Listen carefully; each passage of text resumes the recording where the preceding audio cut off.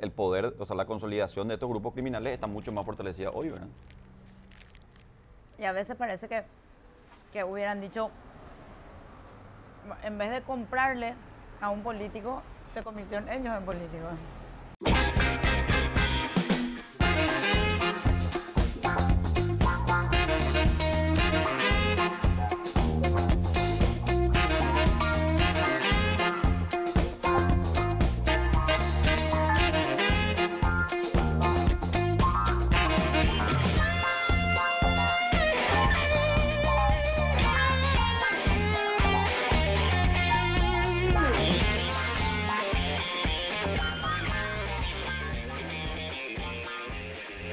Doctora Cecilia Pérez, ministra de Justicia, ¿cómo estás?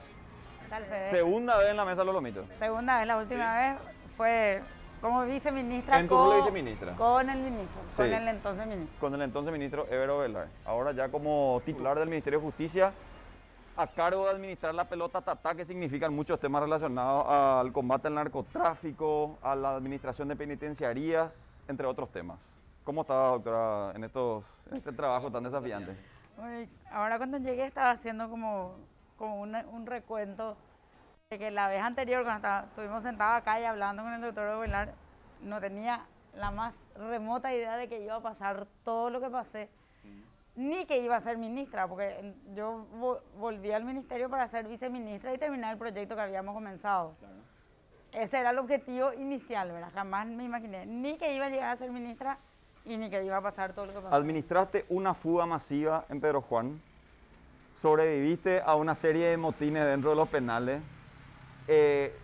conflicto con descabezamiento incluido en Tacumbú, o sea, una serie de crisis en las penitenciarías de verdad muy complejos, y sobre todo entender la magnitud de esos problemas, ¿verdad? Porque no se quedan solamente en esos episodios, sino que responden a un problema mucho más grande, que es la incidencia del crimen organizado en nuestro país, ¿verdad? Entonces, a nivel general, digamos, ¿qué es lo más difícil que estás viendo vos hoy de tener que administrar? Primero que hay o sea, son problemas de demasiado tiempo, que están muy arraigados, son sistemas que ya funcionan así y que se fueron deteriorando con el tiempo porque no nos ocupamos como Estado antes, como deberíamos haberlo hecho. Y eso genera un nivel de complejidad que también requiere muchos recursos, y hoy estamos en una etapa post-pandemia donde no hay presupuesto para mucho. Imagínate que antes luego ya no había. Siempre en el Estado hay prioridades y siempre se dejó de lado el sistema penitenciario porque invertir en los presos pues no es negocio, ¿no? Entonces, este es el resultado de todo eso, con el agravante de la presencia de grupos del crimen organizado que cada vez tienen organizaciones más complejas y que hacen convergencias entre sí, grupos que hacen convergencias entre sí y que se manejan inclusive como multinacionales, ¿no? Ahora, ¿qué vamos a comer, doctora? Porque vos conocés ya el menú de la lomitería, el lomito mixto árabe, por ejemplo, deli. Así que si querés probar ese... Quiero probar, pero de carne. Con cervecita. De carne. Pero está bien, pero con una cervecita. Sí, señor. Perfecto.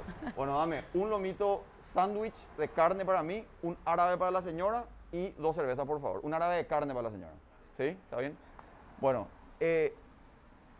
como hablábamos antes, los últimos episodios en materia de combate al crimen organizado nuevamente pusieron en el tapete, digamos, la influencia y lo fortalecidos que están estos cárteles que operan en Paraguay desde las cárceles en muchos casos, doctora. El último caso que involucró a la hija inclusive del gobernador Acevedo en Pedro Juan Caballero, destapó todo un esquema que operaba desde el penal de Pedro Juan Caballero, ¿verdad?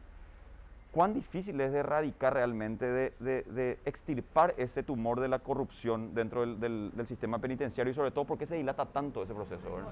Pasa que nosotros tenemos, cada penal tiene su particularidad, y Pedro Juan, por estar en Pedro Juan y por ser Pedro Juan como es, también es un penal complicado. Al punto tal, te doy un ejemplo, de que un funcionario le había dicho a un director que vino, que no era local, que no era oriundo de la zona, no vayas a acelerar demasiado tu camioncito, porque acá nosotros estamos en la frontera y las cosas se resuelven como la frontera. Acá no importa lo que viene de la Dirección General ni de Asunción. Un funcionario del director, que no era local, después de una requisa que se había hecho donde se sacó droga. Entonces ya te das cuenta de lo complicado de que siendo su superior y entendiéndose que hay una suerte de verticalidad, porque el agente penitenciario trabaja temas de seguridad y hay una pretensión de que haya una verticalidad, se dé la vuelta y le diga eso de una manera casi amenazante, ¿verdad? Y le dijo, ¿me estás amenazando? Le dijo el director. Y le dijo, no, estoy avisándote nomás cómo son las cosas acá. Entonces, tiene una complejidad enorme. Tuvo episodios como la fuga. Después, la fuga es la consecuencia de un caso muy complicado que también involucraba toda una maniobra judicial para llevar un expediente que estaba en Asunción, llevarlo a Pedro Juan, de Pedro Juan llevarlo a Capitán Vado, aprovechar la feria judicial, que sabemos que en la feria es se tratan solamente cuestiones urgentes, los jueces originales de la causa no están porque están de vacaciones o están de feria, se quedan otros a interinar. Eso genera echarle leche a la trampa. Una dilatación de los procesos. No, mecanismos que sirven, ¿verdad? Yo no me animo, pero yo no voy a estar. Vení interinarme voy a hacer vos. Y eso había generado un arresto domiciliario de los miembros del grupo Minotauro. No Minotauro, Minotauro está hoy en una cárcel federal en Brasilia.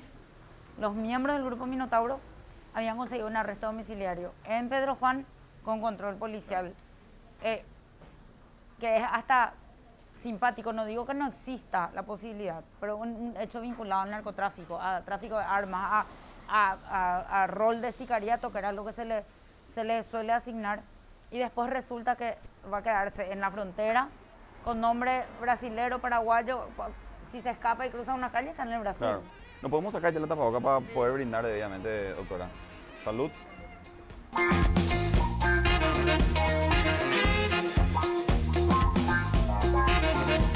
El caso de Faustino Aguayo mostraba realmente cuán enraizado está el crimen organizado tanto en la justicia como en la clase política.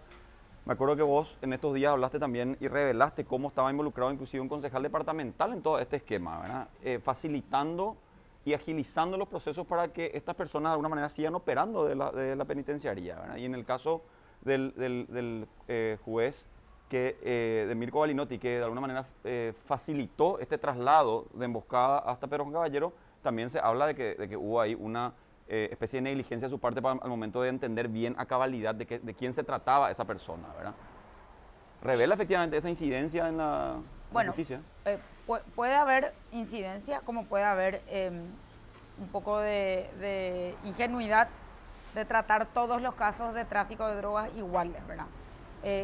¿Vos crees? ¿Ingenuidad puede ser sabiendo de quién se trataba Lo que pasa es que estamos demasiado acostumbrados, pues, mándale a tal parte, porque su familia vive allá, ¿verdad? Nosotros eso es algo que vivimos todo el tiempo y que tenemos que contestar y decir, espera, está bien que su familia vive allá, pero en ese penal pasó esto y él estuvo involucrado, como nos pasó con el caso de Cachorrón, que es el que está acusado de haberle dado muerte a Leo Varas. El periodista brasileño. Sí. Bueno, él está por homicidio y asociación criminal y él tiene un rango alto dentro de la estructura del PCC. Hoy está privado de su libertad, pero tenía un rol importante afuera, ¿verdad? Porque el PCC tiene una organización estructurada que se respeta y que por más de que ellos se califiquen como un sindicato, porque así es como nacen un sindicato de presos, es una organización vertical, no es horizontal. Y hay que cumplir las jerarquías, los permisos y todo tiene su esquema. ¿Y esa jerarquización se mantiene en las penitenciarías también? Sí. Ellos tienen una selección bastante particular de quienes van a tener rango de encargado o de liderazgo o algo así, porque ellos nunca eligen una persona que no es inteligente, una persona que tiene poca preparación o poca habilidad mental. Va a ser miembro del PCC, pero no va a tener un rango de liderazgo ni de encargado de un sector o de una penitenciaría. ¿Vos hablas directamente con ellos? O sea, con las personas que están, por ejemplo, vos me decías que en Tacumbú, por ejemplo, no hay reos que están de alguna manera vinculados Muy poco, o sea, a grupos de estos de este nosotros tipo? decimos que no hay porque los que se sospecha que son o que pertenecen o que pertenecieron en algún momento niegan pertenecer, cosa que ellos no pueden hacer. El PCC no puede negar que pertenece al PCC si es que está todavía, si no fue expulsado, porque si sos expulsado sí, es una sanción de ellos. Y Bueno, menos mal, puede ser expulsado, no es que te liquidan si ya no te quieren, no, digamos. si no te decretan no te pueden expulsar, pero si vos tuviste un rango alto te tenés que tratar de volver, de cumplir tu pena y tratar de volver. O sea, tampoco te perdonan que te salgas nomás. ¿Qué de la pasa si ya cumplís tu organización. pena y salís del penal? ¿Y seguís perteneciendo a la facción o ya te liberan, digamos, por...? Y depende, si tuviste un rango alto generalmente te decretan y en algún momento te cobran por no haber vuelto. Cuando vos hablas con ellos, yo supongo que vos habrás tenido conversaciones con, con dirigentes o con líderes de alguna manera de estos grupos criminales. ¿Qué te dicen ellos?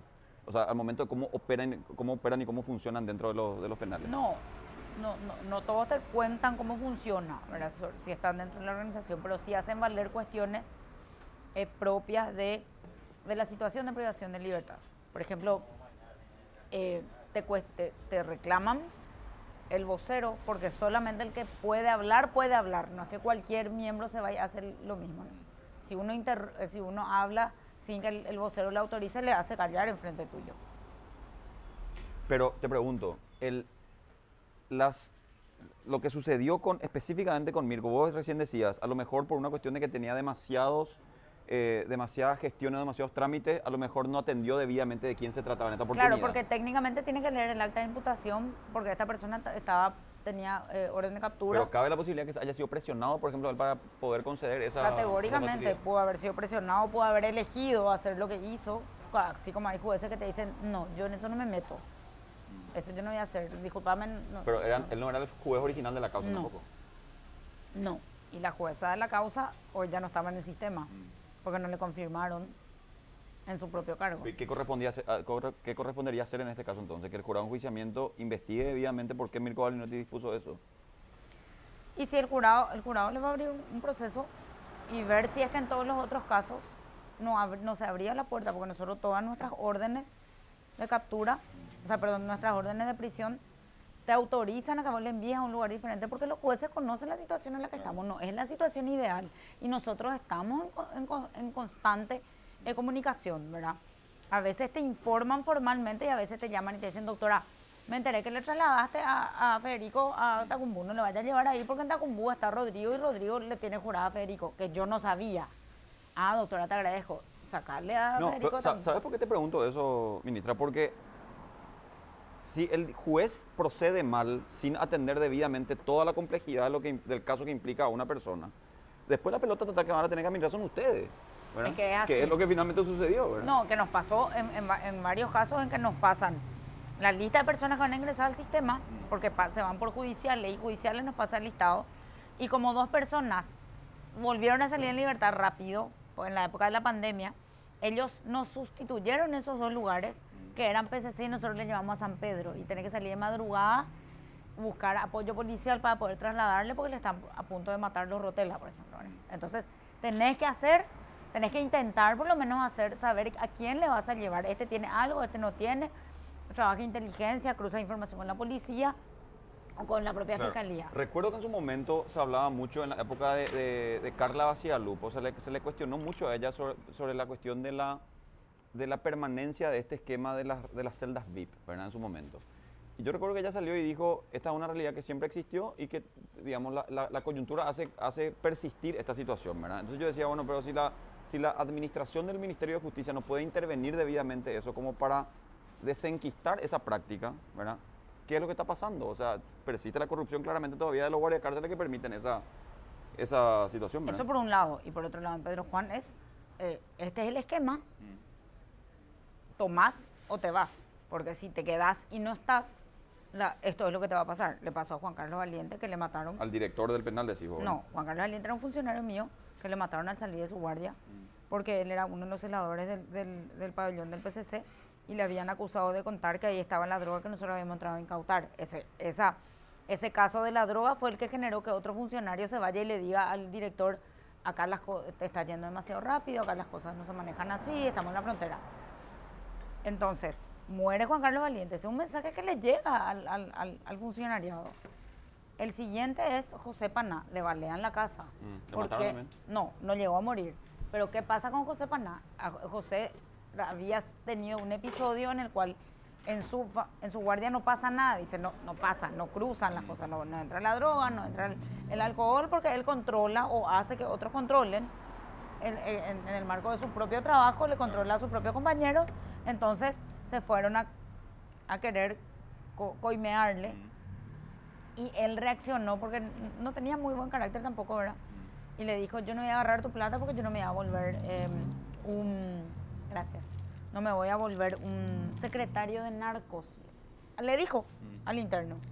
Bueno, y después se le balearon en la casa. Entonces, también pasó ahora con otro funcionario, 2 días antes o 2 días después del homicidio, el cuádruple homicidio, que le balearon la casa a un funcionario penitenciario y le dejaron una nota con su apodo y con el apodo. O sea, que el funcionario penitenciario que ingresa a trabajar a ese penal sabe que de alguna manera va a tener que someterse al sistema. Bueno, pues eso no es perpetuar la actividad delincuencial dentro de la penitenciaría. Hay algunos que ven, no se involucran, pero tampoco van a denunciar. Y sobre todo si son locales. Bueno, pues eso entonces significa que esos narcos van a tener que seguir nomás luego teniendo su celda VIP o se puede extirpar eso de raíz. De raíz no sé, porque mañana podemos volver a tener y pasado volver a tener, ¿verdad? Es un trabajo de constante monitoreo. Bueno, pero eso no se monta así de un día para otro. No, claro que no. Pero es comenzar de cero en otro lado. Yo te digo, Pedro Juan es un penal particular por ser de Pedro Juan. Pero hay otras celdas VIPs en otros penales. Y ahora estamos verificando. Porque en Tacumbú... ahí te construyen cualquier cosa en cualquier momento. En tiempo récord. Claro. Pero en Tacumbú hoy vos tenés la certeza de que no existe ese tipo de... No tengo. ¿No?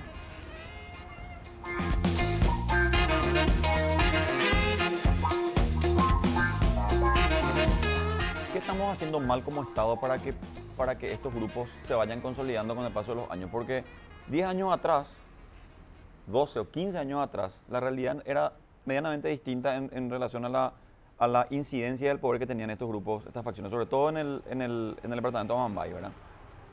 ¿Vos crees que se fue consolidando inclusive en el departamento central y hasta en Asunción la incidencia de estos grupos? Yo no quiero decir que no estaban hace 10 o 15 años. Estaban de otra manera. Desde que le matan a Rafat, es que hay un cambio sustancial. Porque la muerte de Rafat, el asesinato de Rafat, cambia la forma de operar del crimen organizado en la frontera. Antes de eso, todos sabían lo que pasaba, pero pasaba en la periferia.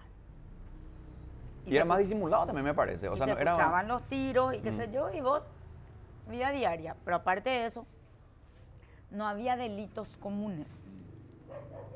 Porque delitos comunes implica más movimiento policial y a la mafia no le conviene. Entonces, nadie robaba cualquier cosa. Porque la mafia misma se encargaba de eliminarle al que asaltaba una casa, por ejemplo. Entonces hay una suerte de sensación de seguridad solapada que no necesariamente es ausencia de criminalidad. Claro. Pero tampoco, no sé si coincidí conmigo, pero la incidencia que tenía el narcotráfico en la política hace 10 o 15 años atrás no era la misma que existe hoy. Por lo tanto, el poder, o sea, la consolidación de estos grupos criminales está mucho más fortalecida hoy, ¿verdad? Y a veces parece que hubieran dicho, en vez de comprarle a un político, se convirtieron ellos en políticos. Por eso yo el otro día creo haberte preguntado si es tan permeable sobre todo el penal de Pedro Juan Caballero, ¿por qué no se ve para mudar a ese, sobre todo porque está en el ejido de poder de esas personas? Claro, ¿verdad? Y es lo que nosotros dijimos, eso hay que sacar de ahí. Primero porque no puedes tener un penal en una frontera, en una ciudad de frontera tan vulnerable que ni siquiera tiene puestos migratorios para pasar al otro lado, ¿verdad? Y está todo mezclado en la forma de vivir luego, ¿verdad? De la ciudad. Pero te vuelvo a decir, no, es un problema del sistema penitenciario. El sistema penitenciario es un órgano del sistema que está afectado. Aquí hay justicia en todas sus partes, hay personal policial, porque hablando con el comisario Fleitas, hace poco me decía... Vicecomandante de la policía. Su comandante. Subcomandante. Me decía, hay una importante corrupción de nuestras fuerzas, pero también hay un problema en el sistema. Y hablábamos del sicariato, por ejemplo. ¿Cuántos casos de sicariato llegan a condenar? Se tratan como un homicidio común y corriente y no pasa nada. O sea, se naturalizó que se le mande matar a alguien. Y eso se tiene que no es igual a una, Totalmente. A una pelea en un bar que se clavan por excitación emotiva o porque están borrachos, a un homicidio que fue encargado que se realice, que es parte del crimen organizado. Doctora, disculpame pasando a otro tema ya. El tema de Rodrigo Granda, la detención en México de Rodrigo Granda, que significó un episodio bastante confuso en cuanto a la utilidad del código rojo que se dictó a pedido de Paraguay en la búsqueda de este hombre. No sirvió de nada finalmente, porque si existía ese código rojo, esa alerta roja, si llegó a territorio mexicano, si él podía haber sido detenido efectivamente en territorio mexicano, y no fue así.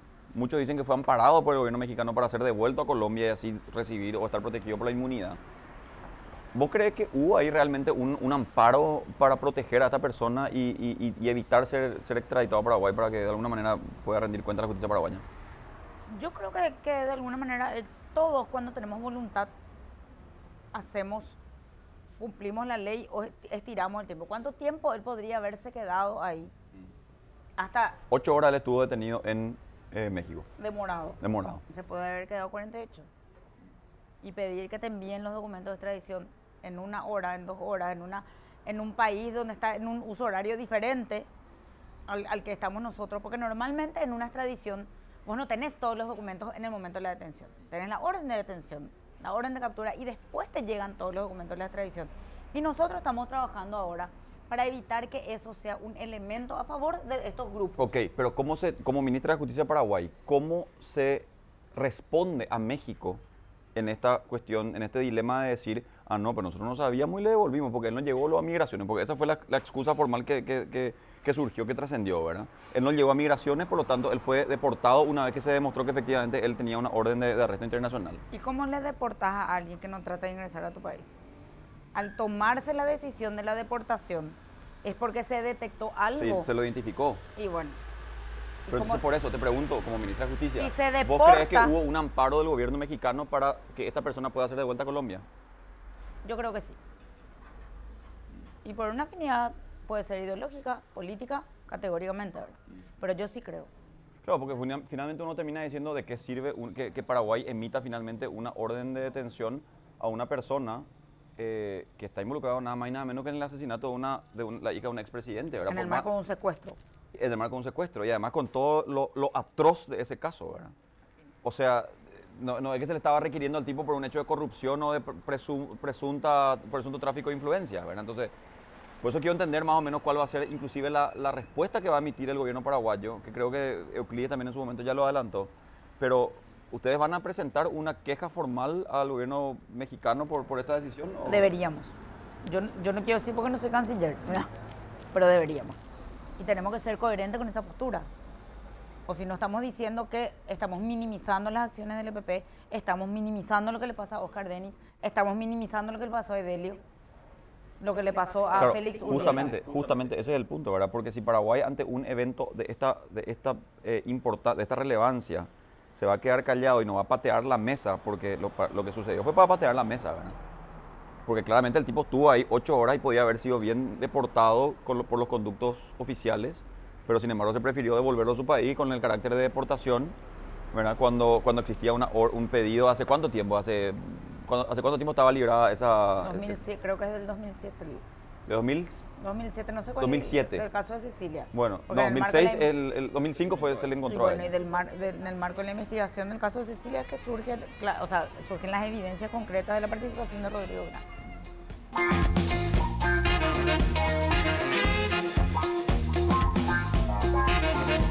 Doctora, con toda esta danza de nombres que hay en relación a lo que va a deparar para el 2023, se habla mucho de que Hugo Velázquez puede ser el candidato al oficialismo para la presidencia por parte de Colorado Añetete. Santiago Peña se sabe que es del cartismo. Pero ¿cómo estás viendo vos esta interna, ahora que declinó también Norman Harrison, supongo que vos no estás ajena, ¿cierto? No haces política directamente, pero no estás ajena a lo que está pasando porque estás ahí en el quit del quilombo, ¿verdad? Entonces, ¿cómo estás viendo vos esta situación para 2023?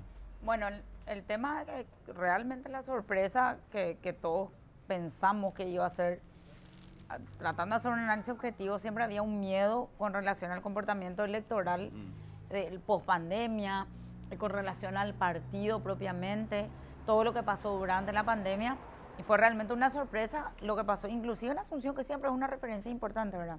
Tuvimos un recambio de la concejalía, una cantidad importante de concejales que entraron, concejales colorados, gente nueva, del mismo partido, pero gente nueva joven, ¿verdad? Que es una buena señal de una renovación de alguna manera. Sí, bueno, que no te garantiza renovación de prácticas. Por digamos. eso en el ejercicio del cargo, vamos a ver cómo se comportan, ¿verdad? Vamos a darle el voto de esperanza. El beneficio de la duda. El beneficio de la duda y la confianza. Pero sí, fue bastante fuerte el tema del partido propiamente, ¿verdad? Ahora, hay que ver porque la otra vez haciendo análisis y escuchándole a los que saben, a los que hacen política partidaria, a los que están siempre en las elecciones, parece una lucha entre dos modelos, ¿verdad? ¿Querés este modelo o querés el otro? Así de sencillo.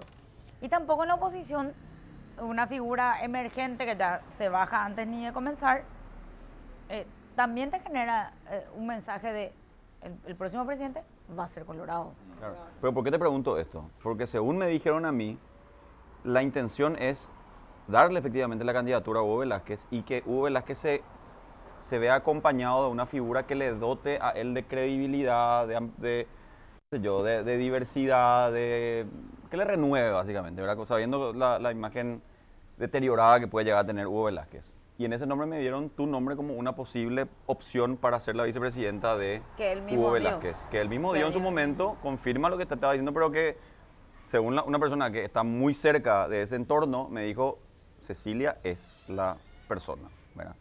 Entonces, eventualmente si te llega la propuesta, ¿te seduce a vos ser vicepresidenta o...? Yo, o sea, de por sí no puedo decir que no me sienta halagada, que se considere, o sea, algo estaré haciendo bien, por eso es que se me tiene en cuenta en un ámbito en el que no es mi ámbito natural, porque yo no vengo del ámbito político y nunca hice política partidaria, no estoy acostumbrada y como a veces hablamos con la gente que me conoce, inclusive con algunos colegas, ministros con los que tenemos afinidad, siempre hablamos entre nosotros y pasa un poco por que hay cosas que a mí no me salen natural, que voy a tener que aprender a hacer o que me voy a tener que aprender a bancar, ¿verdad?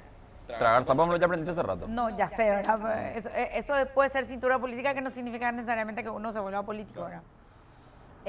Pero ese no, yo me siento halagada, pero hoy nosotros tenemos un problema demasiado serio, que yo veo, no sé si yo nomás o la gente con la que trabajamos, porque el presidente nos ordenó trabajar coordinadamente con lo que hay, ¿verdad? O sea, con lo que hay en el sentido que no vayas a estar esperando que se le cambie o no. Me está respondiendo. Si Hugo Velázquez te llama y te dice, Cecilia, quiero que me acompañes. No, hoy. Yo me siento halagada, pero hoy no. ¿No está interesado? No, pero yo no vengo del ámbito político y hay cosas que no sé si voy a poder hacer, ¿verdad? A mí me citaron tres cosas, tres motivos. Uno, claramente porque soy una de las ministras que mejor imagen o rendimiento o reputación tiene dentro del gobierno. Dos, porque sos mujer. Y tres, porque sos una persona joven y que de repente puede también responder a ese perfil que él busca, de justamente no buscar la figura del colorado tradicional, que sí es una liana de repente en la chapa cartista, ¿verdad? Él hablaba de mucho de abrir una alianza con partidos no de la oposición, sino otros partidos ajenos al Partido Colorado, que nadie sabe cuál va a ser ese partido, ¿verdad? Porque nadie quiere aliarse con el Partido Colorado. Pero de repente buscar dentro del gobierno alguien afín a ese proyecto, ¿verdad? Para mí tiene muchísimo sentido, ¿verdad? Yo no sé si vos... Para mí, o sea, tiene sentido desde el punto de vista de todo lo que estás diciendo, ¿verdad? Pero, no sé, yo no sé si podría hacer más allá de todo lo que decís. Hasta a veces parece como que te empujan a algo que ni siquiera estabas buscando, porque como te dije al comenzar esto, yo quería ser viceministra, yo quería terminar nuestro proyecto de reforma, poder trabajar.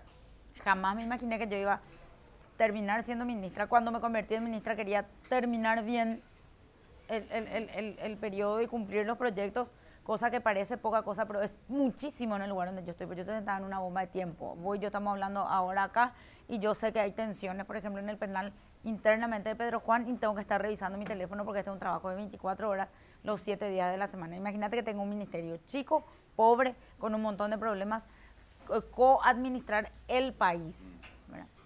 Entonces, yo creo que o sea, hoy yo te digo que hay cosas que no sé si voy a poder hacer. Segundo, hay cuestiones demasiado importantes que yo creo que hay que tener en cuenta, que no sé si un proyecto político hoy en este periodo así tan electoral y tan tradicional, y buscando una figura tradicional, una apertura sin dejar de ser lo que es un poco difícil. ¿Cree Nuevo Velázquez como candidato? Yo no sé cuáles son sus proyectos. ¿Y en o Santiago? sea, si yo me voy a sentar a hablar con él, con cualquiera, si me vamos a sentar como un ciudadano, ni siquiera como la otra persona, ¿verdad? Pero, ¿qué querés? O sea, en seguridad, que es el ámbito en el cual hoy nos toca de cerca, ¿cuál es tu proyecto? ¿Qué vas a hacer? ¿Qué vas a hacer con el sistema penitenciario? ¿Qué querés hacer con el sistema penitenciario? Pero moralmente, ¿crees en el vicepresidente? La política no sé si es todo moral. Y ese es un tema que es fuerte, ¿verdad? Porque la política tiene muchas cosas inmorales. Que al que es político nato, y como decía una persona que para mí... No, convengamos que tu trabajo era defender inmorales, o sea, ¿o no? Pero yo lo hacía desde un punto de vista moral. No, claro, vos sí, no, te estoy diciendo que vos sos inmoral. Tu trabajo era defender en algunos casos inmorales. Claro, pero con reglas que están establecidas dentro de la moralidad. No tomar casos de narcotráfico, por ejemplo, por un montón de motivos, entre ellos, sabes demasiado siendo abogado y... Un poco en contra. Claro. ¿Vamos a cocinar o no? Vamos a cocinar. ¿Eh? Pero vos no cocinas nada, doctor.